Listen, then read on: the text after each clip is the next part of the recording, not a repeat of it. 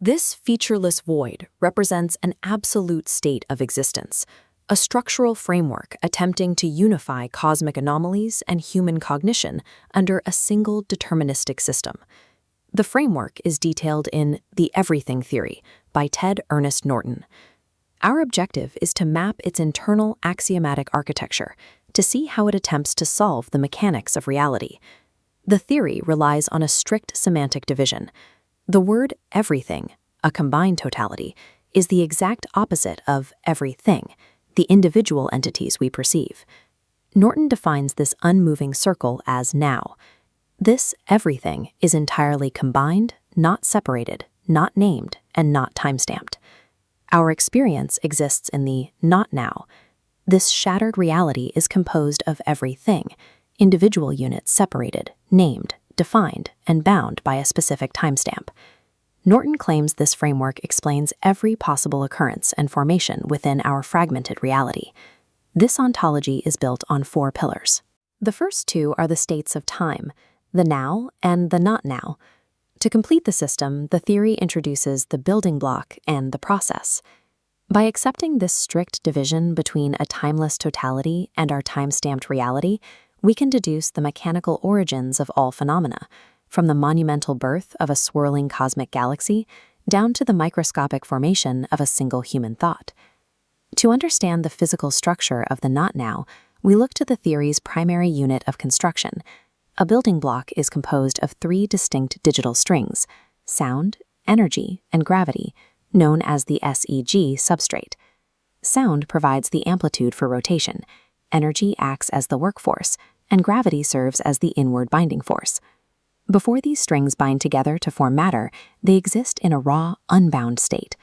Norton identifies these unbound strings as well-known cosmological mysteries. This matrix shows how the axioms map against astrophysics. Unbound sound is the infinite background noise. Unbound energy is equated to dark energy, and unbound gravity is categorized as dark matter. When these 3 units bind together, they form a discrete, measurable thing. This binding event always emits light proportionate to the size of the entity.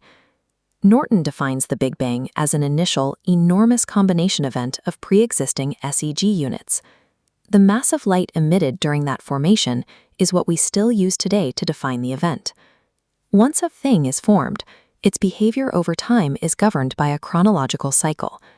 Norton calls this the process, a 3-step deterministic loop that every entity must follow. Step 1 is the shift from unaware to aware. This occurs when raw external stimulation strikes a dormant SEG node, causing it to pulse. This pulse triggers step 2, name and define. The entity matches the current stimulus against a log of previous stimulations recorded since its birth timestamp. It is a process of comparative relation. In human thought, this cross-referencing takes precisely 0.25 seconds, though it feels instantaneous to the person. After the calculation is complete, the entity reaches step 3, engage. Engagement produces an outward stimulus.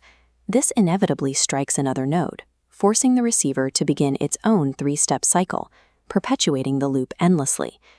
This mechanical loop means that to exist as a defined thing is to be locked in a constant cycle of receiving stimulation and calculating reactions. Norton applies this 3-step process to the complexity of human consciousness. For humans, engagement is a 3-layered event. The first layer is the internal thought, what the individual perceives as the right interpretation of a stimulus. This interpretation is dictated by biology and past stimulations. The second layer of calculation involves the immediate environment, like physical surroundings.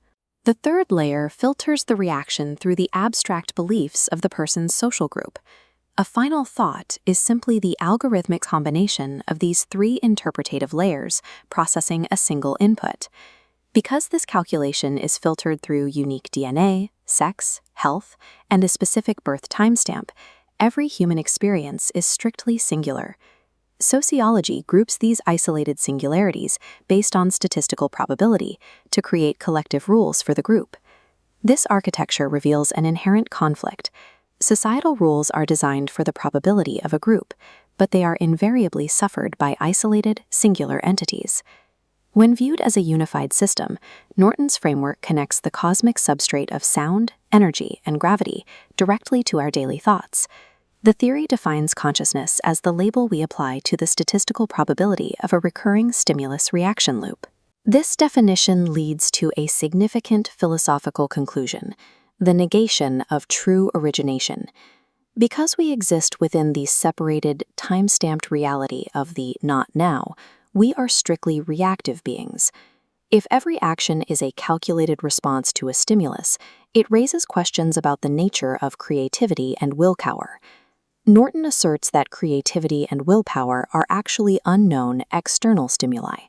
Because we don't originate stimuli, we only define them by reacting.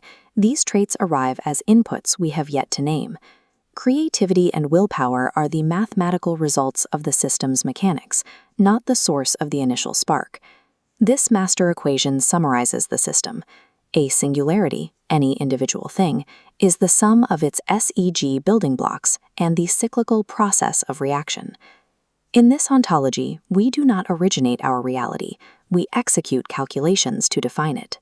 Norton's everything theory leaves us with a clockwork universe, where every thought, every rule, and spark of genius is the inevitable output of sound, energy, and gravity completing an inescapable cycle.